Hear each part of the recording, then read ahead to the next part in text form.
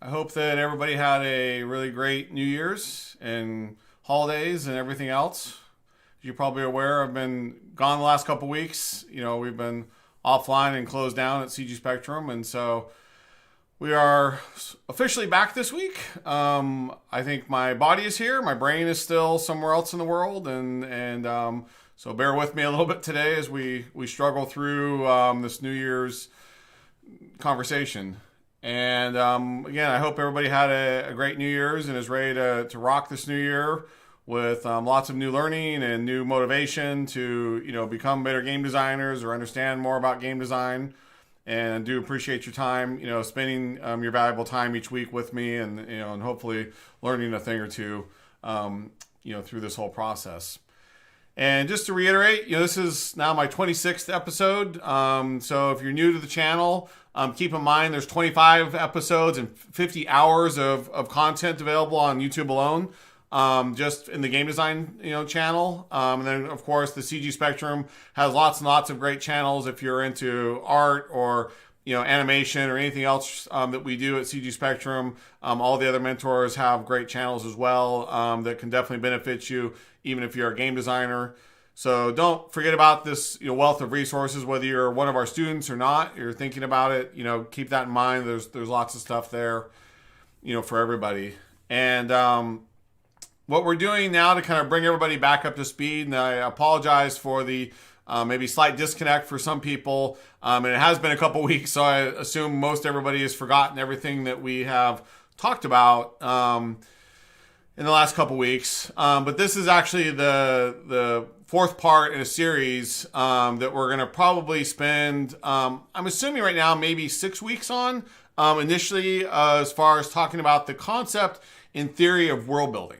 And what does it mean to build worlds predominantly focused towards games? But again, this is, as a world building topic, is definitely something that would be applicable to if you're making movies or writing books or creating other medium.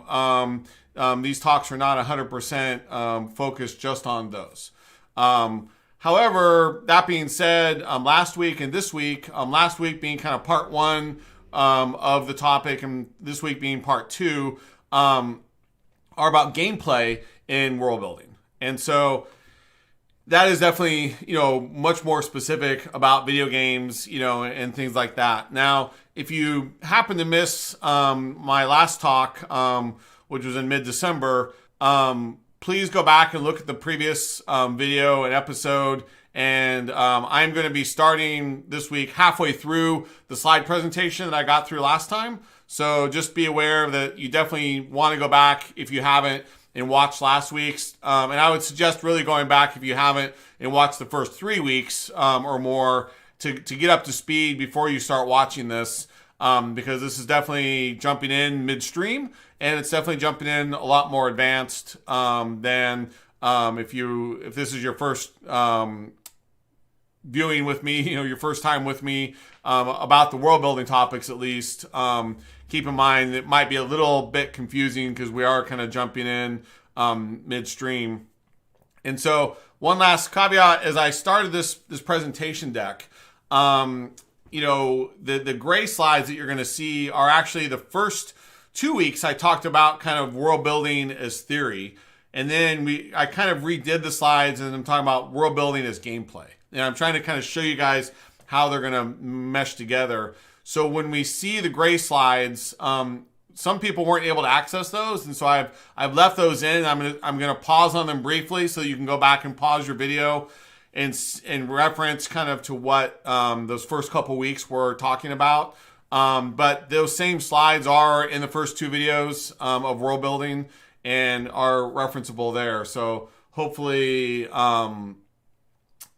you guys can get up to speed as quickly as possible there. So again, before we get things kicked off, please everybody speak up. Let me know if you've got questions. Things like that. I love hearing from you guys and I love answering questions. It's hard to do this just rambling to myself for a couple hours. So don't be shy. I love, trying to explain things to everybody. And so it definitely kind of makes my life a little easier even when you do, because I don't have to think of everything. So please don't be shy. Please, there's no bad questions and stuff. And I understand that world building is an incredibly, incredibly complicated thing. And this is something I spent 20 years mastering, and not something I expect you to even learn after roughly, say, 10 hours of videos or whatever. So keep in mind, this is definitely a very complicated topic, and that's why we're spending so much time on it here.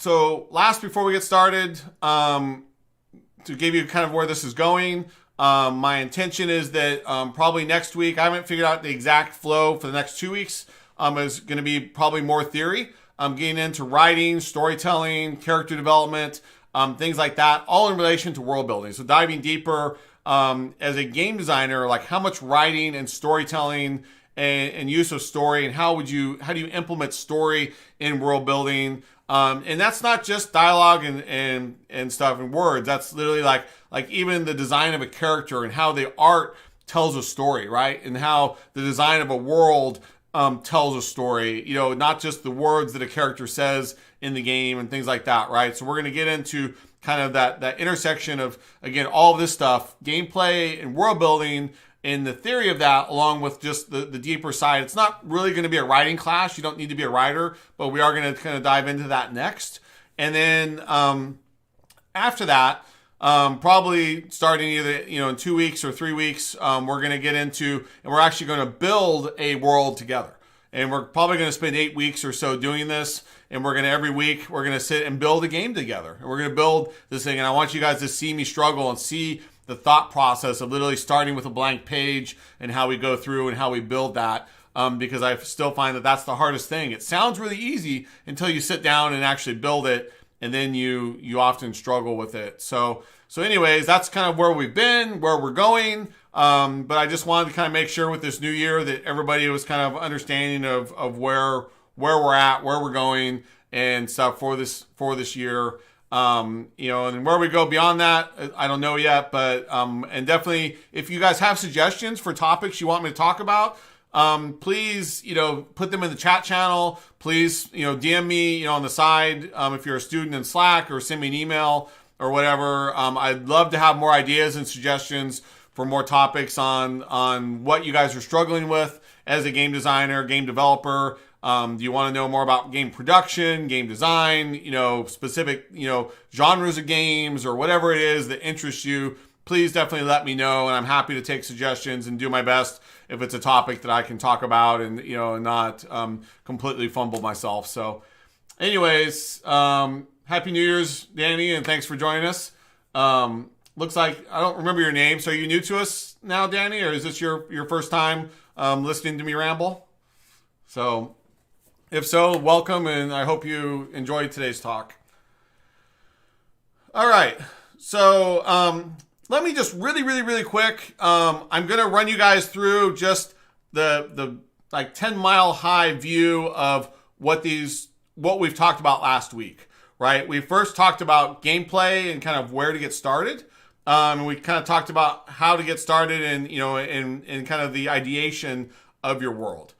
And then we talked about how to do research and how to use Google and other resources and books and various things to kind of figure out what your game is. What are you going to make, right? And that's a critical part to as a game designer, and really trying to understand who and what you're making, and not just researching and playing other games. Well, that's important, but also just understanding genres and stuff, in general.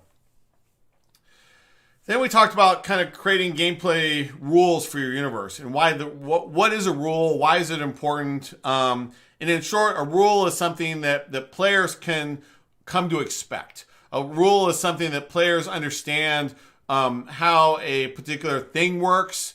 For example, in Lord of the Rings, like if you see a dragon, how neutral it is or how aggressive it is.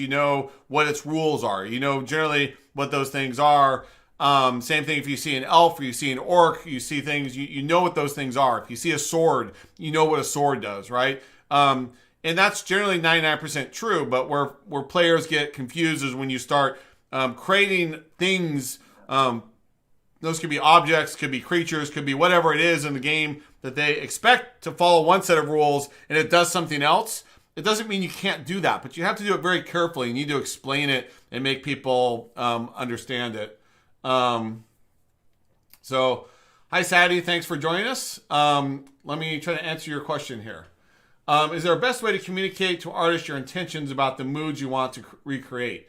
Maybe flavor text, keywords, or something else. Yeah, it's a tough question. It's a very every design team, or I would say every game team, is a little bit different.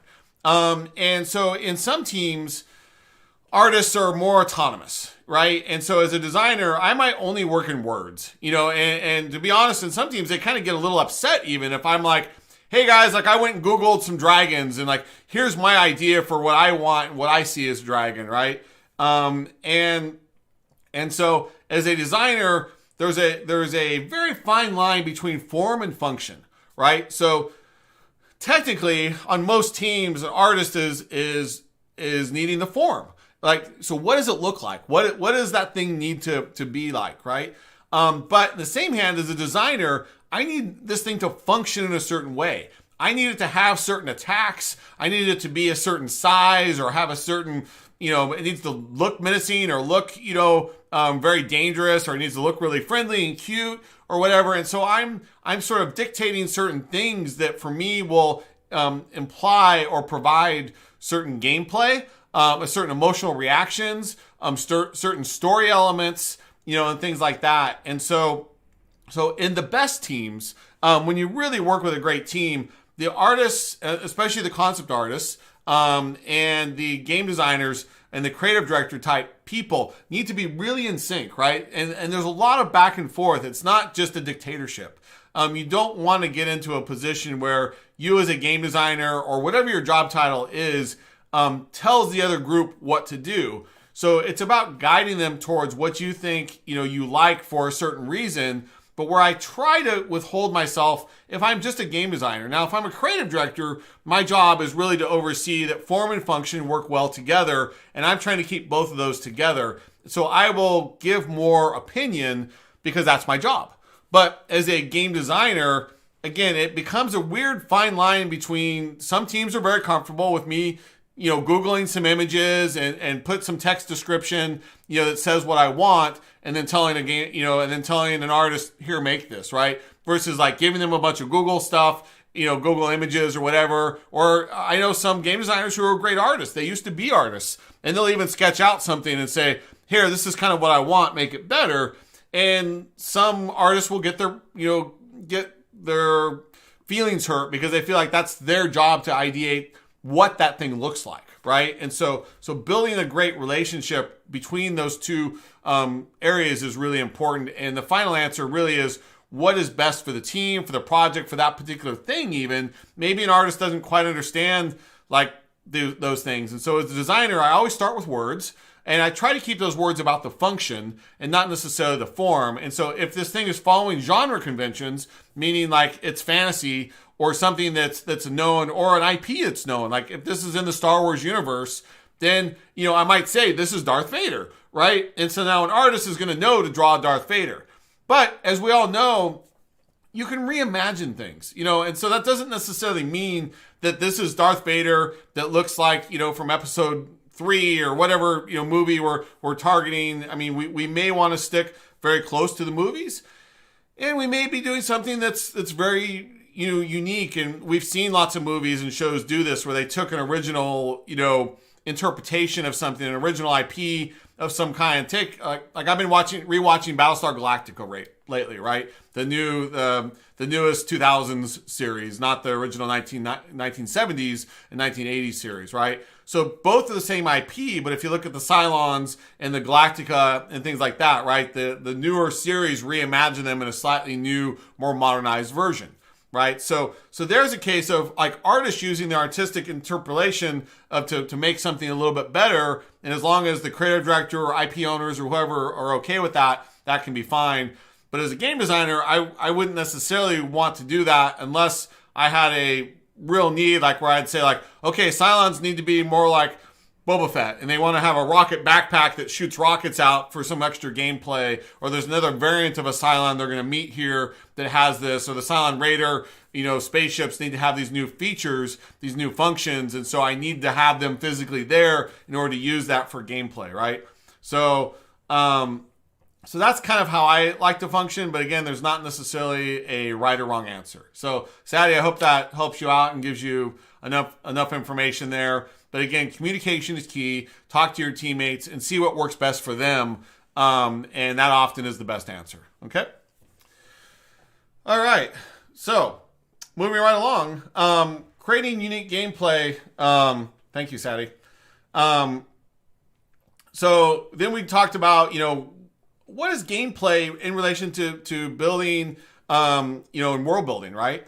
And this is a really challenging subject that I honestly have seen a significant number of professional teams fail at. One of the key things that a lot of teams tend to fail at when they're world building is that they think that world building can be done in isolation. They think that world building is kind of like storytelling, that it's like writing a movie script or writing a book, and that is all they really need to think through. When you're creating a world, you're just creating these things conceptually. You may not even be doing visuals, right? And a lot of these guys either come from often a writing background or movie background or whatever, and they conceptualize these things in the same way. World building in games, especially, in my opinion, especially in a mixed media IP that might have the intention of being a movie and games and multiple things together. One of the challenges with gameplay is that it dramatically affects like how things function. Like I was just talking about, like a Cylon Raider, right? It needs to have certain features to fit the IP, or if I'm making a new ship, right? And that new ship needs to also have certain functions in it, even if it's an original IP. I might write it a certain way, and I might go all the way through like developing the backstories of these things and developing, all this background detail and all this stuff, but not thinking about what in the game does the player need to have. Like if I'm making a strategy game, like I need to have really like strong rock, paper, scissors between all of my different elements, in order for them to be balanced together, right? And even a big IP like Star Wars. I've done several Star Wars RTS games, and we had to expand the Star Wars universe significantly because even in the Star Wars expanded universe, we're talking like every book, comic, movie, everything that's existed within the Star Wars universe, there was not enough vehicles to create a balanced RTS. We needed certain vehicles of certain types of certain things. We had to expand the universe in order to make RTSs in the Star Wars universe. So those are the perfect examples of like, you can go and spend a lot of time developing your universe, but you don't think about the gameplay. And then ultimately you end up having to redesign your universe once you realize that your gameplay has certain needs, right? And so I'm a big believer in that you have to develop your world and your IP, in other words, kind of what it is, but you also need to understand like what it does, right? And the gameplay of it. And you develop those together, and it's a little bit of this, a little bit of this, a little bit of this, and you're layering these on top of each other. But I've seen professional teams go and spend months and months and months like writing a story, and they make this incredible story, and you're like, dude, that's a great book, but it's a sucky game because it's not fun, and you develop something that isn't feasible, and your characters aren't going to work in a game, and there's not enough weapons in them, there's not enough, of this or that or whatever it is, and so suddenly now they spend all this time reworking everything in the universe. And so in today's topic, when we're talking about gameplay and world building, this is a really, really, really critical component to me that, again, a lot of teams fail at. Now, likewise can be totally true as well. You can spend way too much time developing your gameplay and you just get every mechanic like absolutely perfect, and you just think that this thing plays and touches and feels just right. And while don't get me wrong, that's absolutely incredibly critical, right? Getting something, oh, hi, Sadie and Loris.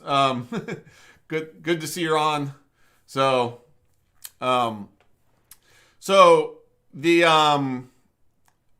when you're developing gameplay, right? You can make the most fun game in the world, and you can touch it and feel, and it's as good as Zelda, it's as good as Mario, and it just feels incredible, right? It plays, it's fun, the shooting's fun, and all that kind of stuff, and you can just focus 110% on getting your gameplay like absolutely just right. And then like you go like, okay, now let's create a world, let's create a universe that goes with it, and then you slap something on it, and you're like, ooh, like that character's ugly, the character's not appealing, like that world's not interesting, and there's not enough depth there. And so then now you're stuck again where you're like, this thing feels great, but it's missing its heart and soul, right? And so the world building is the heart and soul of your property, right? That's that thing that gives it, that character and that essence that's going to really make it attractive to people. But if it's not fun, if your brain's not in there, and if it's not, and if it's not touchy-feely, then you're also losing the battle, right? And so you need to create a holistic experience, right? And so gameplay and world building are two halves of that same coin, right? It's that yin and yang kind of thing, and that you need to make it, again, look really good and be appealing and have all this stuff, but you also need to make it fun.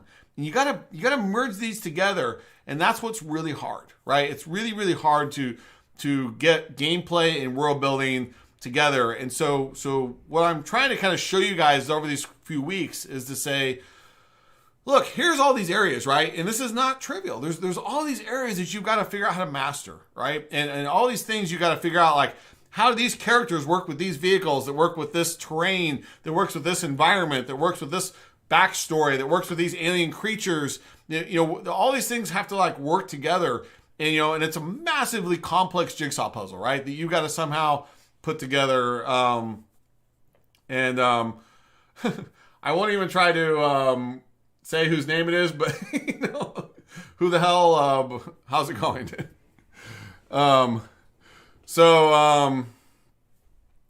Anyway, creating gameplay and world building is a big challenge, right? And so again, for those of you that are new, like Sadie or Loris, don't tackle this yet, right? This is advanced stuff that we're talking about, and I don't want you guys to, all right, 1 second, people. I think this who in the hell is actually a bot is what I'm suspecting. So, I'm going to block this user. 1 second here. All right. Sorry about that, everybody. Looks like we had a bot. So, yeah, it's funny. We tend to get one bot minimum per stream. So, sad world. So again, this is a tough topic. Then we talked about last week, existing IPs like Star Wars and things like that. Like, how do you work within that? How do you as a designer work within a box, right? How do you work within these confines, and adapt those? And then lastly, last week we talked about kind of how backstory and history affect your gameplay, right? And how are those things affecting you? And so hopefully those of you that watched last week's, and caught up with everything, will kind of understand where and how all these things are starting again to fit together. But I'm really giving you this mile high view right now. And again, it's just, this is going to be topics that we will kind of be diving down a little bit deeper into. So next, we're going to start with some new stuff finally. So one of the things that we are, that probably affects us the most, is the technology. Now, for the sake of this slide, in my horrible slide decks here, when we talk about technology, I'm also including magic. Now, magic and technology, again, are kind of two sides of the same thing, right? Whether something is an inherent ability within you, or whether something is done by a device, an object, a resource, or whatever it is, right? Both systems are kind of similar. So whether that thing is inherently driven by nature, or that thing is inherently driven by man-made technologies, in the end, while inherently they will come across as very different systems, and do have some different rules, they're inherently kind of the same ideas, right? These are things that affect what the player can do. These are things that will affect, how strong and how powerful the player is, and things like that, right? And so I want you guys to kind of see how magic and how technology are very similar. And then, so as we start to dive into an understanding technology and magic, there is many different types, right? And so I also want you to see that the technology and magic are, themselves are different things, different kind of buckets that are very related in how the gameplay systems work together, right? Or the gameplay systems work. And let me explain that, like how I think of it, right? So if you go back and watch, if you haven't watched, please go watch my video on systemic level design, or systemic game design, sorry. When you're building something as a system, I categorize things, right? So if you think about something like a fireball, so I'm a magic user, right? And I generate this fireball and then, and I throw it at you, right? This thing now is a ballistic thing that's traveling at some speed, and then at some point is probably going to hit the target and then explode with an area of effect damage that potentially also adds fire to the damage, and has other stuff in it there. That, I might have a limited amount of these things, that's based on how much, energy and mana I have. I might have, to charge and build this thing, like, I have to take time, and the thing slowly gets bigger and bigger and bigger, and then I cast it. There's different ways of limiting these things, in the same way that a rocket launcher, for example, is a very similar mechanic, right? If I have technology, I might have a gun, and I might have, this rocket launcher that I'm holding, and I shoot it, well, yes, my player character model and animation looks different. One's a fireball, one's a rocket, but inherently they're kind of the same thing, right? It's this thing that moves, through the world, and then ultimately, depending on how fast and whatever, maybe I can dodge it and see it's coming. It has different types of effects. It blows up with a big area effect, thing. It's very powerful, stuff like that. Now, inherently with something like a fireball, that fireball could be something that's inherently part of my inherent abilities as a persona, right? So in other words, a magic user, a magician, warlock, or whatever you're calling them, right? And all these different variants, he literally could potentially build this thing with it, with his hands, and then throw it at people, right? But he also might use a wand, or a staff, or an object, right? And so yes, going with a wand or with a staff is inherently the same thing as using a rocket launcher. It's an object that has these things tied to it, and has different limiters and different ways of using it. So I want you to kind of see how magic and technology are often related, right? Now, what I'm first going to do is jump into what I often use. You'll hear me often reference GURPS, GURPS. GURPS is a universal role-playing system. Now, this is a pen and paper RPG system, but I'm a big fan of it. And not that I use the GURPS systems as RPG mechanics within my own games, although sometimes they have inspired me, but I do find their rule books and many of the GURPS books are incredibly useful tools. And so what I want to show you is a game that, in a reference to technology levels and how GURPS looks at technology levels. Now, again, there's no industry standard for this, but this is an important theory kind of for you to understand and for you to see when I talk about technology levels, what this means. And then we'll talk about how does this affect your game concepts, right? All right. So this is a wiki website from a game called GURPS. GURPS is, I'm sorry, I want to say Traveler. My bad. Traveler was I believe actually purchased by GURPS. I don't honestly remember if GURPS was the originators of Traveler. But I should remember that because I played a lot of Traveler when I was like junior high, high school, way back when the dinosaurs roamed the earth. And so, but if you just do a Google search for like GURPS technology levels or whatever, you will find a lot of comparisons here. And let me see if I can blow this up for you guys. And just to kind of give you an idea of what this means. So what they do is, in essence, assign what they call a technology level to everything in the game or everything in the world. Now, just like in our real world, you can have a mix of technology levels. So if you think about like where we are right now, we are somewhere kind of in this like 8 to 9 level, thing, starting to go into 10, and so right now our real world is kind of in this state of stuff, I believe, and again, so there's a lot of stuff there that you could argue, but just let's assume for now we're at 9 just for a mid-ground, right? So you can see that there's 8 levels above us or below us, really, all the way back from the Stone Age, all the way through, modern day, the modern day world, right? And so you could have, if I went into battle today, sorry, I'm going to try to get this so you guys can see it a little bit better. If I went into battle today, like I could bring literally a laser gun, even though those aren't super common, but we do have experimental lasers and rail guns today.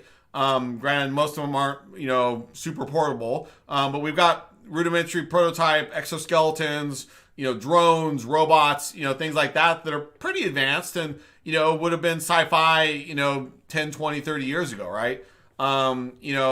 Now, in the same hand, I could have a stone axe that was literally from the caveman era from 10,000 years ago or 20,000 years ago, and I could bring that into a battle. So technology levels always go backwards, right? Now, that being said, if I wanted to go to a really advanced, tech level, right, and I want to go into something that's super advanced, where we've got, ring worlds, things like Halo, stuff like that or whatever, or even just really advanced technology levels like, like here we're talking about terraforming, whatever that is, right? Or really, really, really advanced weapons, and things.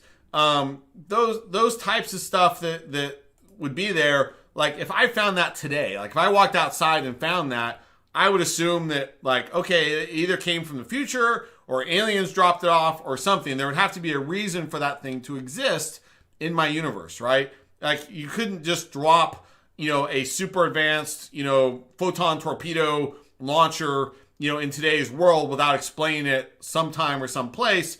Because, again, it breaks the continuity of how we as human beings, I believe, understand technology levels, technology in general, and things like that, right? But you can see that these technology levels are affecting a lot of different things. And there's entire books in the GURPS series that talk about like weapons and how the weapons progress. And they have several books actually in the GURPS series that talk about like literally they list out thousands of weapons and like what technology level they're at, when they become available and how that progresses and advances, right? So if you're making a game, you can see that this thing is affecting like, well, how does energy work? How does lights, and technology, and stuff work? Like, do I have computers yet or not? Do I have, is it only fire and, basic stuff? I mean, go back 200 years ago and look how little technology we had. I mean, it doesn't take long for technology to advance. And those technology advancements dramatically affect our world. And so when you're building a world, you need to understand how the technology affects that world, right? What is the new gameplay that opens up, in the world? Like, I mean, look, even our world in the last 5 years, and we've got our mobile phones, and all the power basically of what I had 5, 10, I mean, heck, even 5 or 10 years ago, not even 20 years ago. Like, I've got it here in my hand, not to mention with full 4G, 5G, fast internet, all that kind of stuff, right? What that can do with Google and other tools and apps and other stuff just literally changed our world.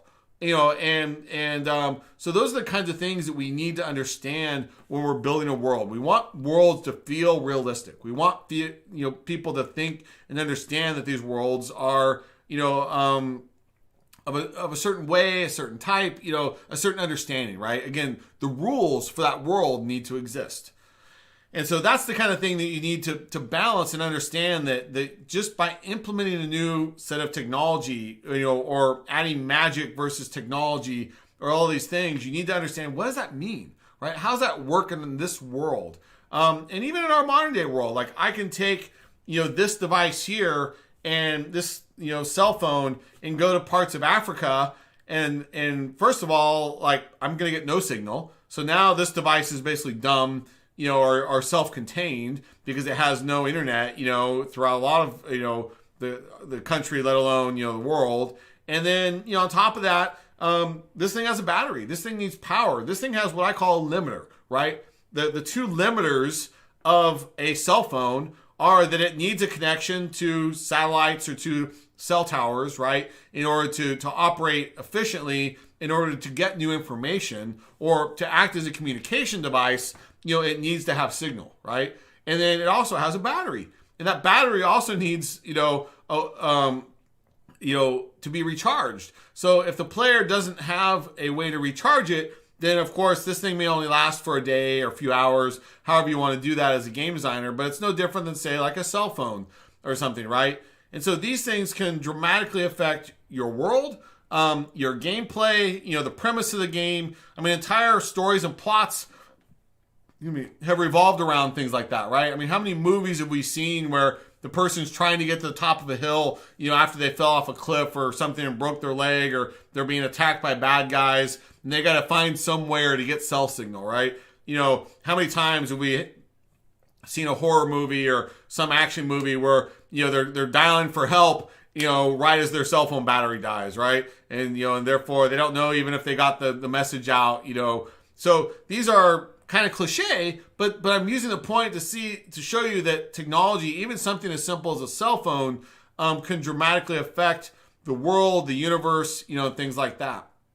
Now, something else to think about in this, which is not covered in this particular topic per se, but it's kind of part of the environment, and kind of part of energy and all these things, and also related to kind of communication, is transportation.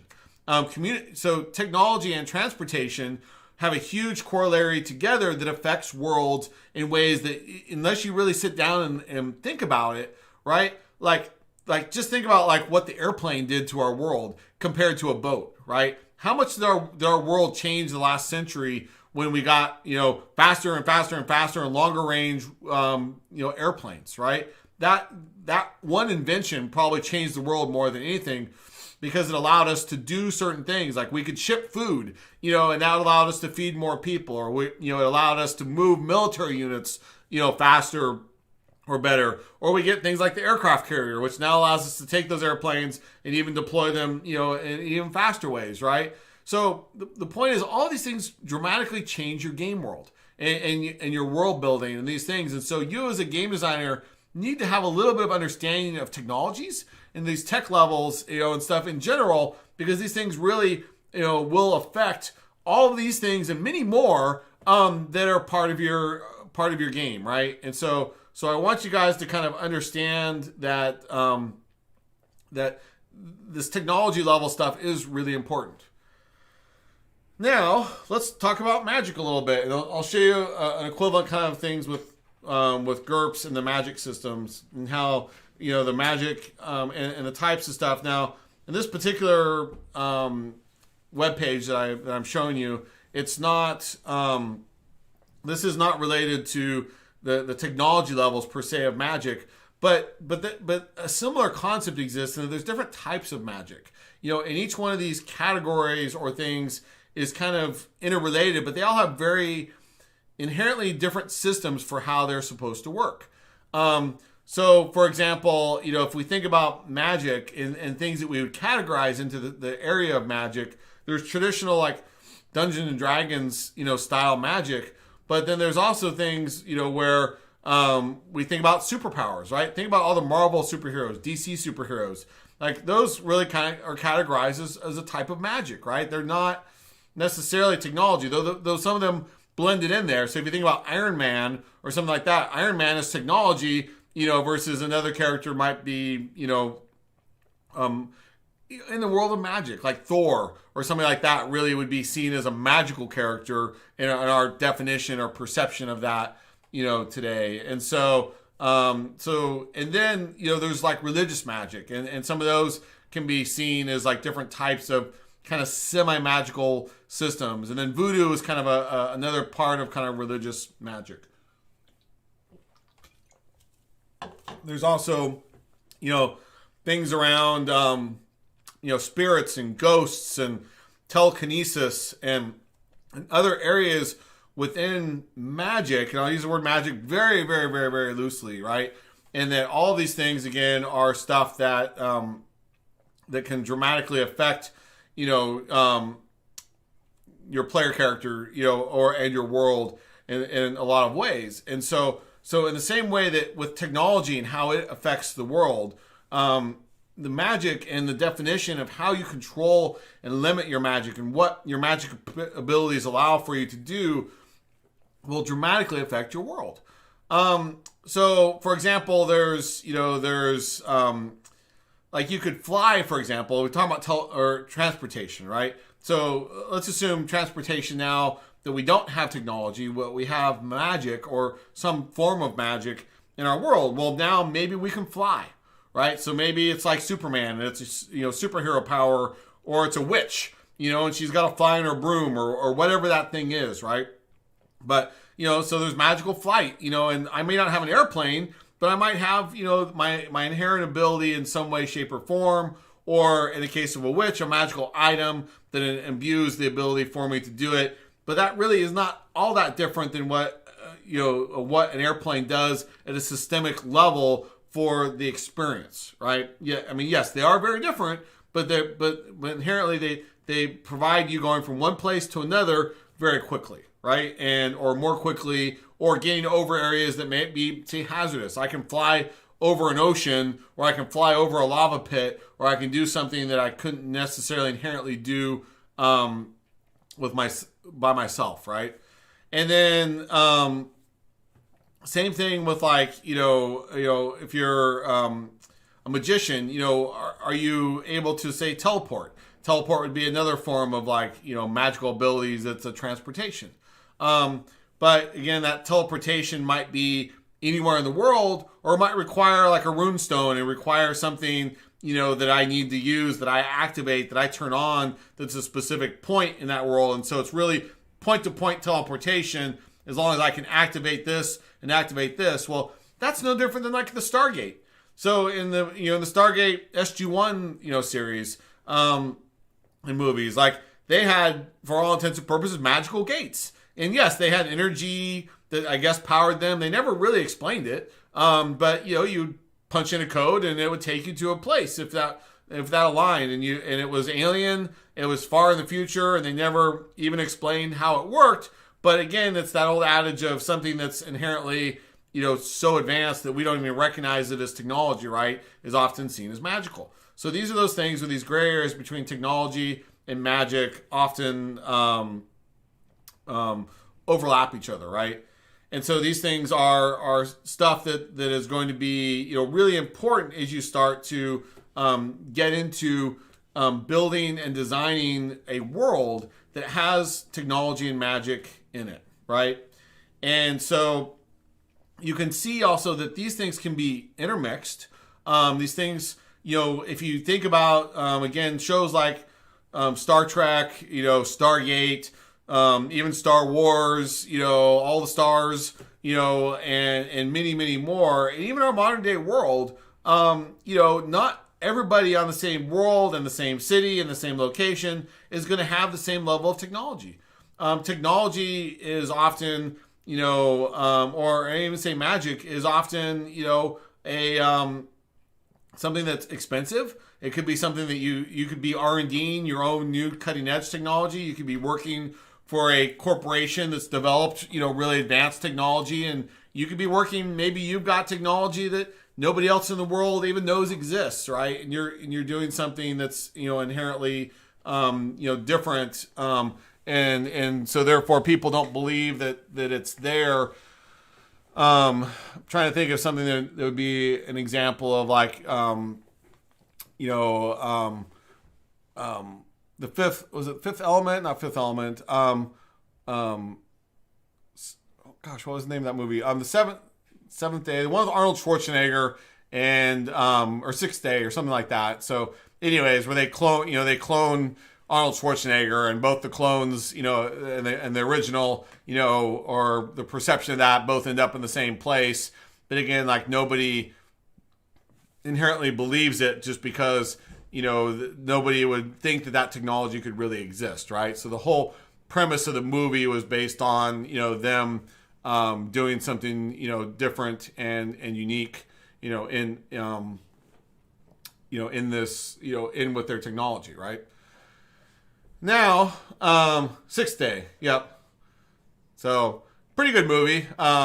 Little cheesy, a little campy, but yeah, the Sixth Day was what I was thinking of. So, but there's a perfect example of like where a new technology was being used by somebody within the story, within the universe, to do something different, right? And so, but in the same way, like if I was to take a certain technology even today, like my cell phone again, and was to go to certain parts of Africa, and I think this is getting rarer and rarer as our world gets smaller and our technology disseminates. But but I'm sure there's still places in the Amazon, and there's still places in Africa and wherever that I could go and take a cell phone and nobody would have ever seen one, right? And so I think that's some of the stuff that you have to understand and know, like what are these things, what are they good for, right? And how does that technology level now affect, the game? And so like if you think about, again, the star, all the star universes out there, I might be on one planet one week, one episode of the show, and then the next episode I'm on a whole different planet, right? And so one planet might have, technology that's thousands of years behind me, and the next planet might have technology that's thousands of years ahead of me. And so that's part of what the magic that, sorry, I use the word magic, but that's part of the experience that makes it more interesting. Could be magic as well as technology, although those universes, because they're science fiction, do tend to be more actual technology and sci-fi, or things that are inherently technology based versus things that are considered magical. Though there is times and places and episodes in their universes where I would argue that they step into things that are sort of magical, right? Now, that being said, there's also ways within universes where we're not going to talk about right the second, but like time travel, alternate universes, all sorts of other things that can mess with this, right? And so that's where you, as a world builder, have to create rules. You have to create these things that like make inherent sense. You're like, oh, okay, like I get how these things work together, right? And so this diversity of technology levels can really make your thing very interesting, but they also can really mess with you, as a game designer. And so you have to be careful. And then especially if you're making a game, and again, for today's topic, we're talking really about games, because gameplay is really about games, right? So the inherentness of like a game that moves through time, like Age of Empires. So, I worked on Age of Empires, and when I was designing one of the Age games, it was the time frame that we were moving. If you guys are not familiar with Age of Empires, it's a real-time strategy game, and you're progressing. As you progress through the game, through a match, you're actually progressing your civilization through time. And then each era, as we call them, each period of time that you're going through has a different level of technology. And so really it has a different tech level, and so you go from, kind of like, I'm generalizing here, but you're going from like, swords to bows and arrows to, really basic guns, to, things that are more advanced. Progression is actually a little slower than that, but just that idea that you're progressing as you're going. And so your buildings get better, your technology gets better, your units get better, and so forth over time.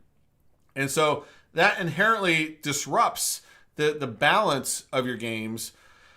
So you have to be careful, because there's generally a perception that, anything that's more technologically advanced is going to be better. And that inherently is generally true. But it doesn't necessarily mean that even in today's world, I could have like a cutting edge laser gun, and it doesn't mean that somebody can't come up behind me and stab me in the back with a knife, right? So just because I have a really advanced weapon doesn't make me safe. In fact, actually, as just a quick side note, from a world building perspective, I think I might have mentioned this book before, but one of my favorite books as a kid growing up was by Robert Heinlein, and it's called Tunnel in the Sky. And it's not a super thick book. It's not as big as some of his other epic masterpieces. But I liked that it's in the future, and Earth has basically created these portals that can jump you, kind of like Stargate, but can jump you to different planets throughout the universe. And they're basically, Earth is dying, and so they're slowly trying to get the population off the planet, to repopulate the stars. And in order to graduate college, you actually have to take a test, and the test is you have to go to some planet, and I believe you have to survive for 5 days or something like that. You can take anything with you want, but you have to basically, they guarantee you won't go into like a vacuum or something that'll instantly kill you. But other than that, you don't know if it's going to be, hot or cold. You don't know if it's going to be hostile or friendly, or you don't know what planet you're going to, right? And I found it very interesting that the main character, not to ruin it for any of you that haven't read it or want to read it, but the main character just takes 2 knives. And even though they're far in the future and they've got lasers and they've got all these like super advanced things, I think his sister or somebody was like a Marine and taught him basically like, take the 2 knives, and you want to be the hunted. When you go into a strange, hostile environment, you don't want to be the hunter. You don't want to be arrogant and go in these things. And sure enough, there was like these guys that would go in there with like laser guns, and they would just walk around and think they were invulnerable. And then sure enough, there ended up being some creatures that like were so advanced and and didn't have like central nervous systems and stuff. And so he just like found the bodies of all these dead guys that had lasers and stuff, because they didn't think about like running and hiding, versus he went in there knowing like he was pretty weak. And so he was just like scared the whole time and hiding, and that kept him alive. The point of that though is that, here you're in a technology, level, a tech level that was far advanced from where we are today. But your player character made a conscious choice to utilize a lower technology level in order to achieve some gameplay goals, i.e. stay alive. And so I could see that kind of that same scenario working in like a game where it's kind of like, yeah, you've got all these things, like go ahead and use what you want to use. But, if you're going to be a stupid player and you're like, I'm going to give you the laser gun, you're going to go into this level and just think like, hey, I'm invulnerable. And sure enough, inevitably you're going to die.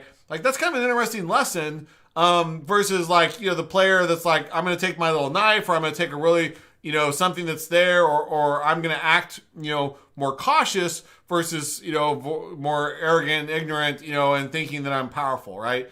And so just because you have the technology doesn't mean you have to use it, right? And so putting players into those situations, I find is very interesting, and I like it in the stories and the universes I create to try to create, players' choices, and those player choices allow them to kind of go like, well, just because it's the latest thing doesn't mean it's the most powerful, or you could have like something that's really, really powerful, but you only get a couple shots with it, right? And it's like, okay, is this thing like a big sniper rifle or the big laser blaster or whatever, right? Is this thing worth using right now, or is it something that's that I shouldn't use, because it has a lot more limitations to it, right? So like, do I take a knife that has unlimited amount of uses, versus a big laser gun that maybe I get 5 or 10 shots with, right? And so that's where gameplay can mitigate some of the technology imbalance, right? And so as a game designer, you want to be thinking about like, how does your choices as a game designer, how does your choices as a world builder affect the player? What are those things that you're introducing to the world and putting in the world, they're going to make it more fun or more interesting, more exciting, right? And so that's where this balance problem starts to come in when you start to inherently have really advanced technology and really low technology, right? If the player always has access to the most advanced technologies and they can just kind of go in guns blazing or whatever, right? The universe becomes imbalanced. So you have to kind of think about if there's a progression of technology or different pockets of different technology levels around your universe, around your world. How is that affecting your world, right? How is that affecting your game? How does that affect your story? Is there a transference of technologies between rich and poor? Is there technologies between corporate guys who are inventing it and and the government and the individuals who maybe don't have access to it?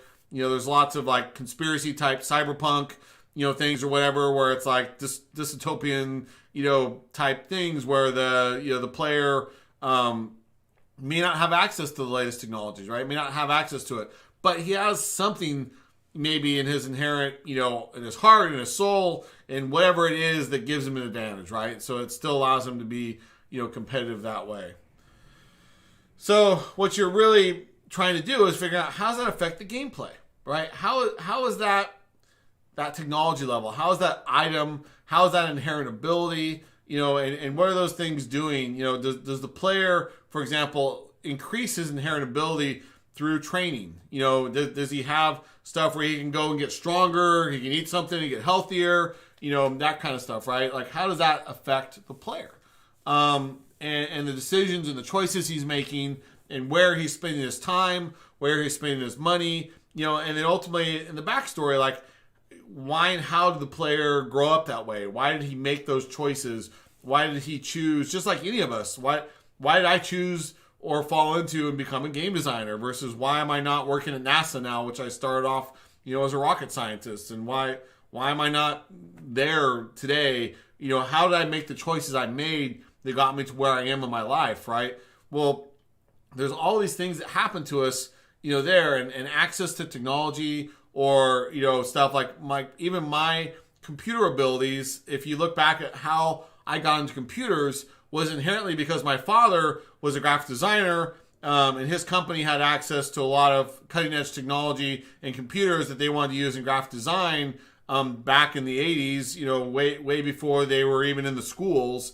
And so, by the time I remember in junior high that my school, I remember getting the first Apple II computers, and literally almost everybody at my school they'd never even used a computer before. Yet I was already programming in like 12 languages, because I had access to computers years and years before anybody else, and I really enjoyed it, so I jumped into it, right? So my backstory, my history of who I am is a lot of my environment, my surroundings, the people around me, my family, my friends.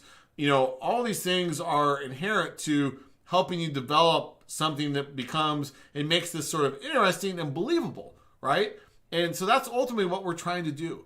We're trying to use all these things to sort of, not that we have to explain everything, but to create interesting characters, to create interesting stories, to create interesting circumstances, right? That we want to, create. Those things need to exist in our universe and then help drive and maybe control the entirety of the universe. Like a single decision, a single thing in your universe can dramatically change it. I'll give one more example before I move on. And I think I've given this example before, but I'll mention it. Danny Bilson and myself created an IP called Steam. Steam was a universe that combined a fantasy RPG universe, so sort of a D&D, Lord of the Rings style universe that we'd see as a more traditional fantasy RPG with a modern day world. And there was a portal between these two universes. And it allowed us to then, throughout the movie that we wrote and the game that we wrote around it, you could go back and forth between these two universes. Well, what made it inherently interesting was that, yes, magic existed in the fantasy. So this fantasy universe had magic in it.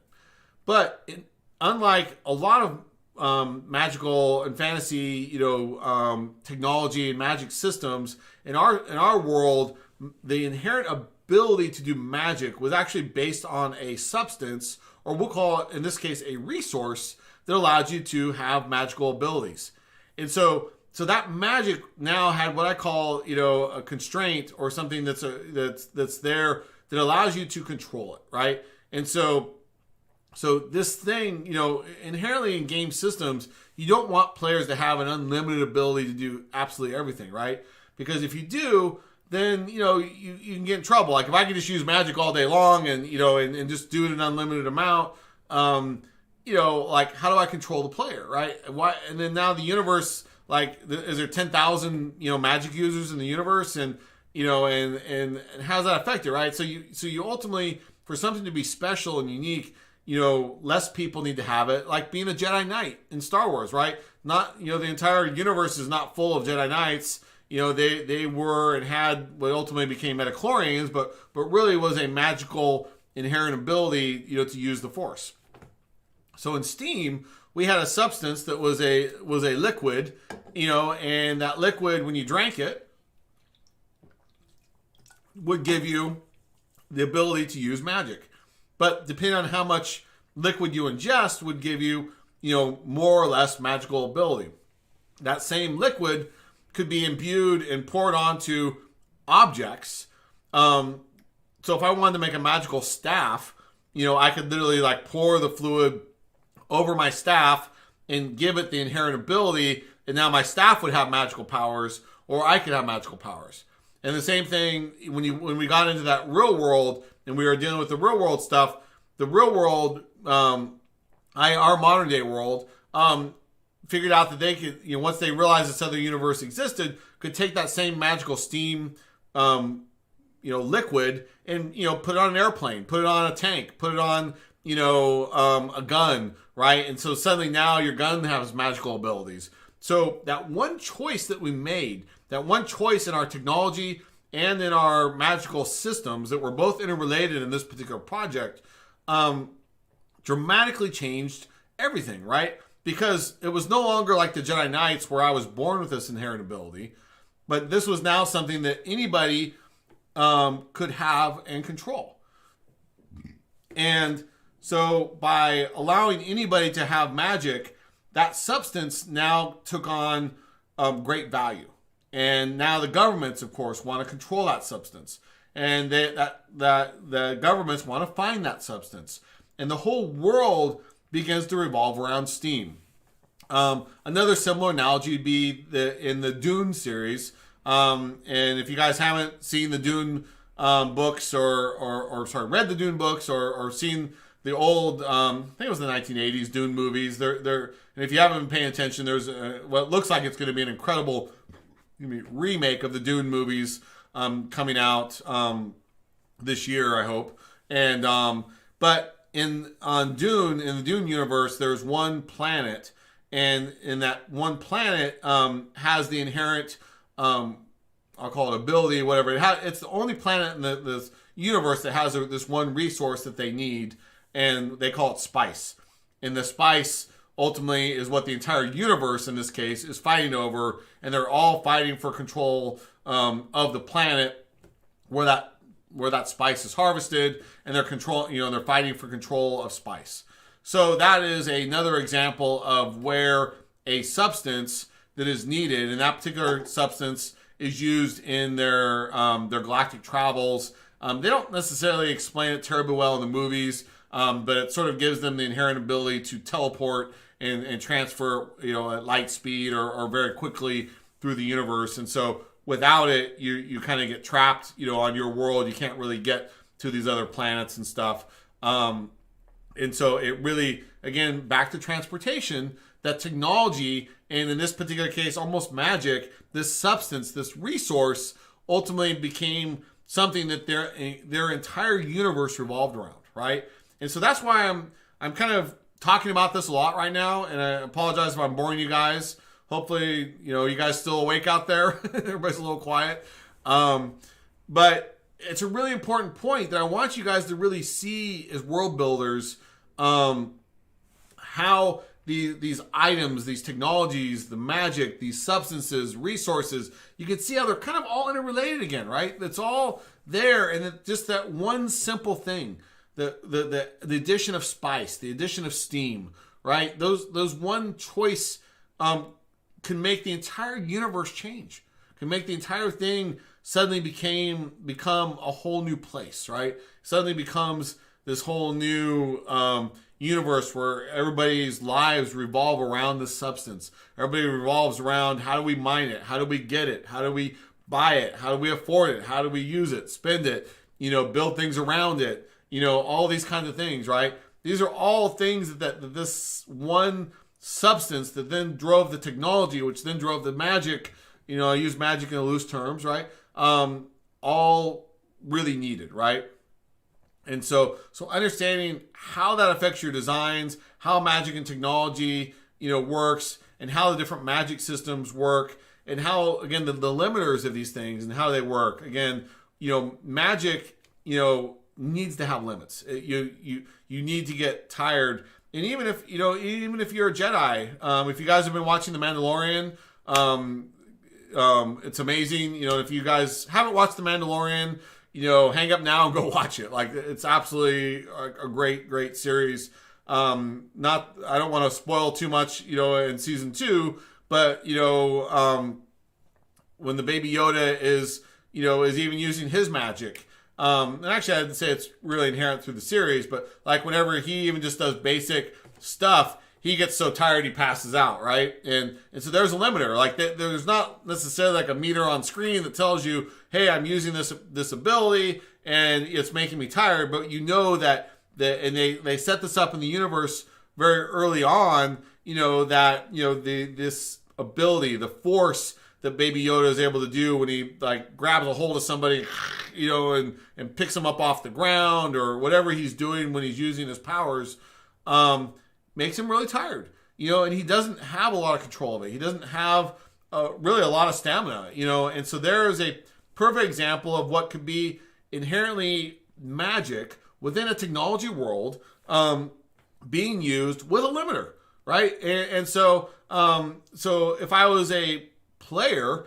and if I was playing as Baby Yoda or a Jedi, right? I mean, I would need to have a limited amount of energy, let's call it, or power, or mana, as a lot of games call it, right? So go, look at, Diablo or any kind of game, that uses magic, and mana is the most common name for that energy system, right? That energy system being like, I can only cast so many spells, and then, inherently I run out of that mana, and then ultimately I can't cast anymore, right? So in those games, I might have a potion that I can drink that's mana that refills it. I might have to wait for that mana to refill over time, or some other mechanism may exist, for me to get a hold of more energy, right?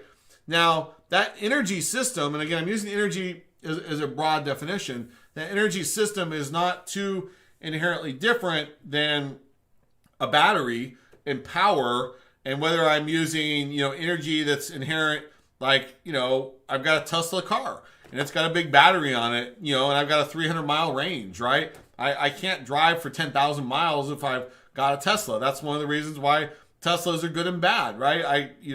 A Tesla can go for a limited amount of range, but then I got to stop and I've got to recharge it, and it can get kind of annoying. Like, I've taken trips, I've taken longer trips with people, when they had Teslas, and it got really annoying when you're traveling, say, 500 or 600 miles, and you've got to stop like 3 times, and each time you got to stop for like an hour or more just to recharge your Tesla vehicle to keep driving, right? So there was this huge limiter, whereas if I had a gas car and I run out of gas, I can stop and in just a couple minutes I can refill and keep going, right? And so therefore my energy, my power, my fuel, that's driven by the technology has a very different set of limiters, but different costs, and different things. And so again, when you're developing your universe, you need to understand like all these things and how they fit together, because the power that you might need for a technology device versus the mana versus the fuel or whatever that thing is that drives the thing,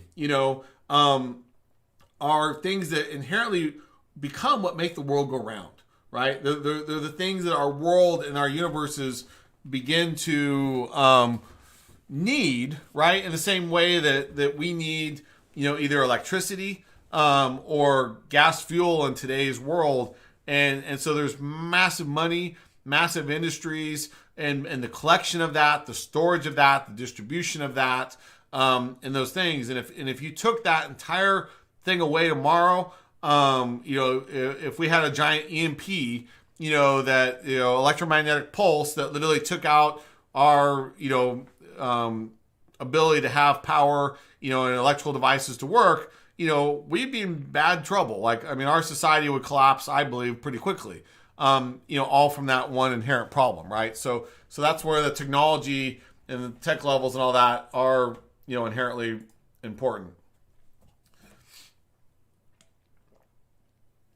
So I kind of got a little ahead here, but again, just kind of with technology and magic, you really have to, again, figure out how are they used? Are they part of your player character? Are they part of an object? Are they part of something else, right? Is it an ability that can be shared? Is it an ability that's unique? Is it, how do you control it? How do you limit it? How do you, provide it to the player?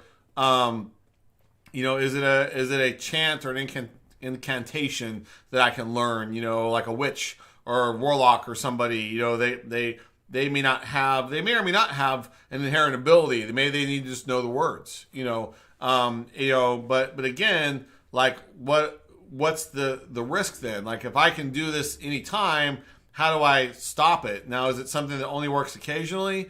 Can I use it as much as often? Does it drain me? Or is there another inherent limiter, that exists in it? Like, for example, if I'm casting, a demonic spell, there may be a slight chance that I actually summon a demon and that demon comes and eats me, right? So it's like, okay, like I can do this thing, but it's playing with fire, or, I've literally got my hand over a nuclear weapon in some regards. This thing may go off, or it may backfire on me and damage me, but, do I want to take this inherent damage? Like there's been a lot of magic and technology stuff that do affect, the people using it or people around it, right? Where, the technology can leak radiation or leak something else that slowly is killing the people using it. And the people have to make this hard choice about like, do I keep using this thing that's hurting me, in order to try to get ahead, or do I stop using it, and ultimately lose something, right? And, we could make the same argument with nuclear weapons or whatever, this mutually assured destruction, MAD, that especially the U.S. and Russian governments used for so many years. Like, yeah, we built all these things that basically could blow us and our entire planet, apart, a million times over. Why would we do that, right? Well, it's like fear and all these things. And so that one bit of technology, that one thing that, we developed in World War II called the nuclear bomb, that one technology dramatically altered and changed the course of history, probably as much or more than anything else in the entirety of human history, right? If you think about how much both, not just, even though the nuclear weapons have only been used a few times in our history, thank God, like the threat of them being there and they're just inherently caused the Cold War and caused all these other things that helped us end World War II probably faster than normal, and all these things for better or for worse. But just that one piece of technology altered human history, right? And so that's where again these things can shift. Like one invention, one thing can shift your entire world very quickly. And so I want you to kind of understand, you know, how those things are and how those things, you know, affect you. You know, what is inherent to your world, what is maybe alien or what is foreign, what came from another place that's not inherently part of your existing world, but it's an outsider, right? It's something, someone, or whatever it is, and that thing is being brought from somewhere else, you know, and inherently changes the world, right? And so, you know, that could be seen in lots of like alien type movies or other kinds of things where, you know, suddenly you're, you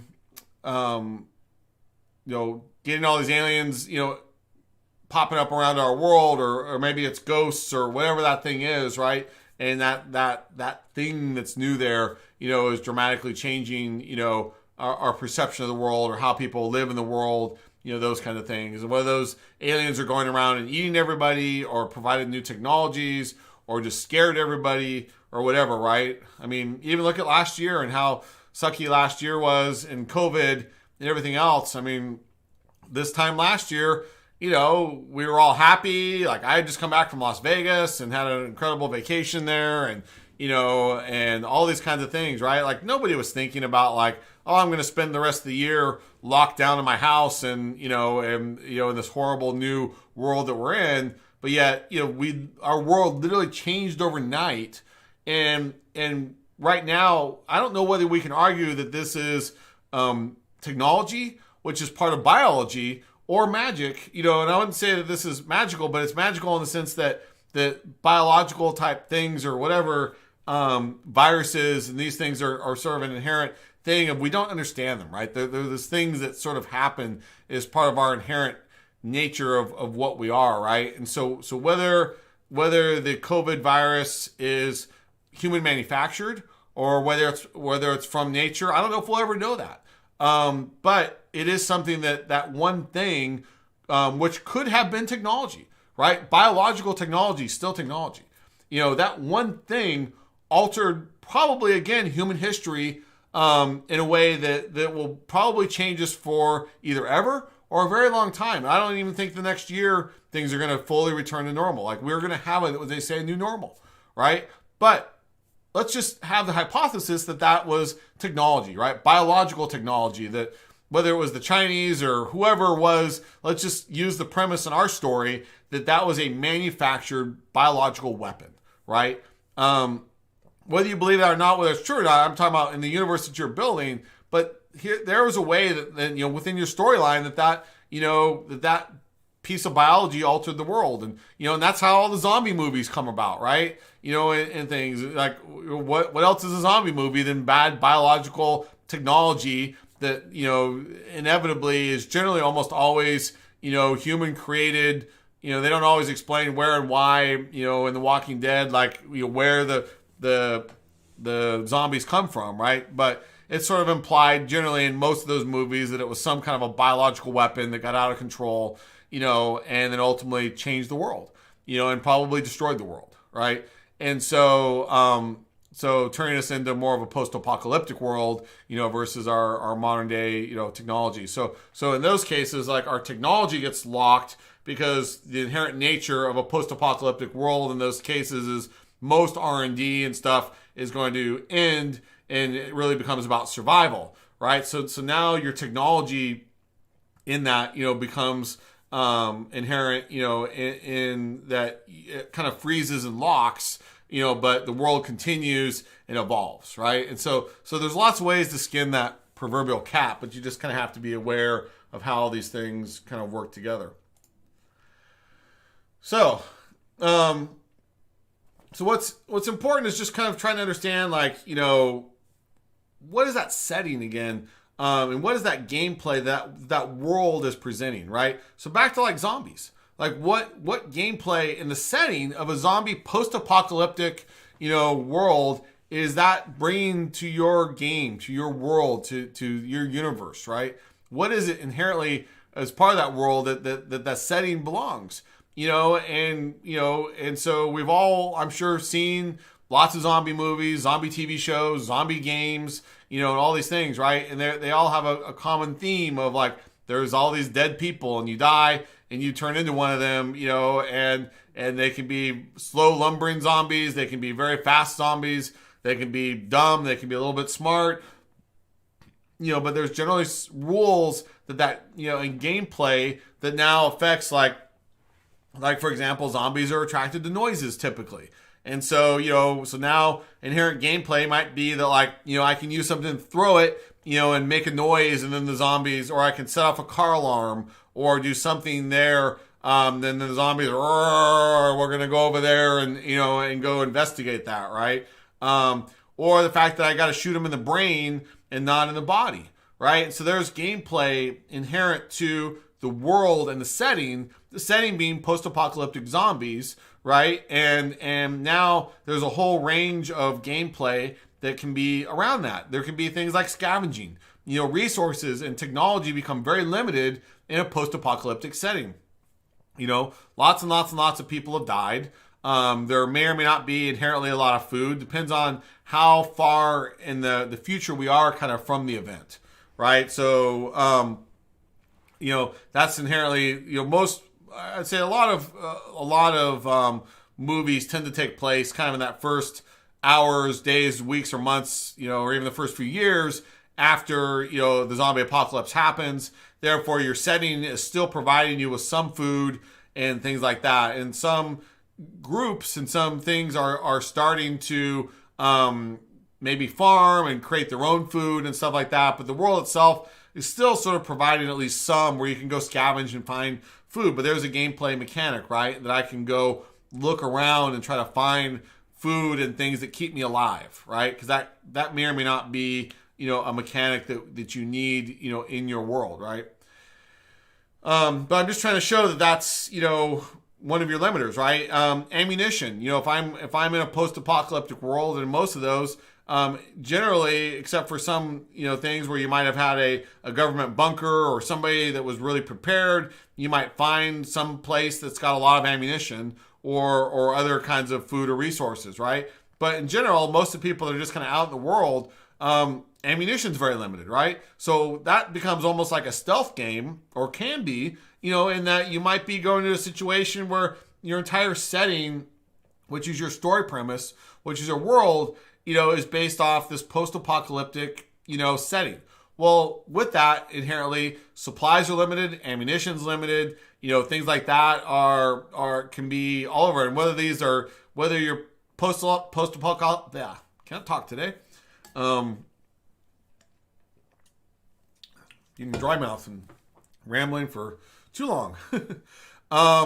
So whether you are, post-apocalyptic world based on a nuclear holocaust, it could be a biological holocaust, it could be a zombie, apocalypse, or aliens, whatever it is, there's lots and lots of premises even that go into the different nuances, different types of these things, right?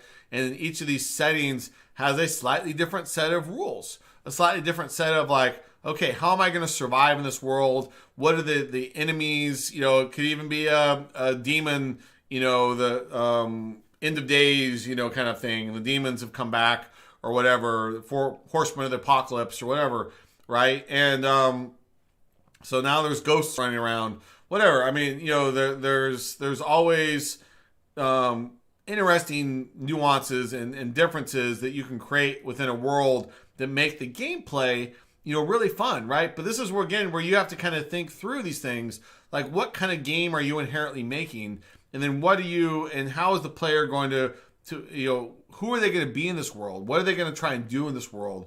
What are they, trying to accomplish in this world? All those kinds of things, right? And so that's the kind of stuff you need to be thinking about and planning for. And it's like in the beginning when I talk about, like you got to be careful not just to go create a world, but you've got to inherently, create, a world that's interesting, but gameplay that kind of goes with it, right? And that's where you have to be kind of thinking about, you may be as simple as a zombie apocalypse, but there's still like so many things. Like what kind of game are you making there? If you're doing a first person shooter, like how is the player getting you ammunition? Like does he have an unlimited supply? And if he does, why and how? And are you going to explain that? Or do you just give him an unlimited amount and kind of like, here, yeah, you got unlimited ammo, like, or you have a lot of it, right? What why is that? And again, not everything has to be explained, but when you start to make things in your universe that don't make sense to people, the rules of the universe start to break down, and therefore inherently the player starts to question these things, and people and humans in general use logic, right? And we generally are a group, a race, or whatever of people that are logical, and we generally will use that logic, in our reasoning, as we're doing these things, right? And then you need to be thinking about, like, what are all the locations, and the important places in your world, right? What is within the world itself? And we're talking about the world, right? What's the environment? What is the politics there? What are all these things? And like, how do those things affect gameplay, right? And so if you think about, like a really tall tower, well, part of what, allows games to be interesting in many cases is information. Information is something that inherently, we need to know where to go. We need to know what to do. We need to know, how to get to places. We want to know where our enemies are, what the enemies are like.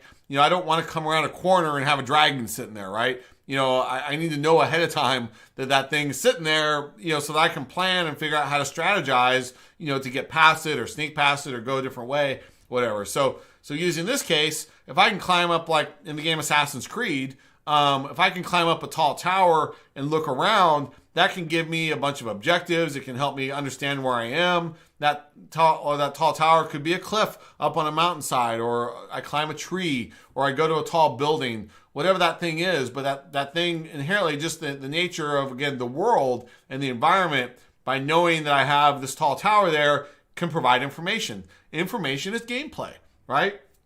Now, next could be like a town.